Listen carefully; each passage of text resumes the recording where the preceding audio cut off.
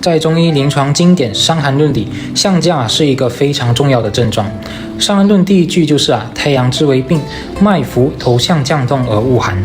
其中的項降指的就是感染初期後頸部出現僵硬緊繃、活動不靈活的感覺。中醫認為項背是人體抵禦外邪的重要部位，也是正氣與邪氣交匯的關口。當身體感受到病原體入侵時，就會立即進入防禦狀態。而項背肌群往往會率先出現緊繃與僵硬，就像動物遇到危險時，會本能地豎起背部和頸部的毛髮，讓自己看起來更加強大，以提高警戒。例如兩隻貓對峙時都會把背拱起，毛豎起來，試圖震懾對方，同時耸肩還能保護重要的頸部血管。不過人體不會真的把毛豎起來，但感染時進入应激狀態頸部與肩背肌肉常會不自覺提高張力，這可以理解為身體進入備戰模式的一種表現。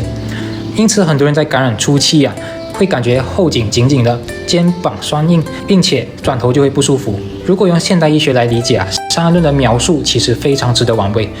感染發生後免疫系統開始活化，發炎介质逐漸釋放，同時神經免疫系統與自主神經也開始調整全身狀態。在這個過程中不少人會出現全身痠痛、頸肩肌群張力增加以及後頸部僵硬不適等症狀。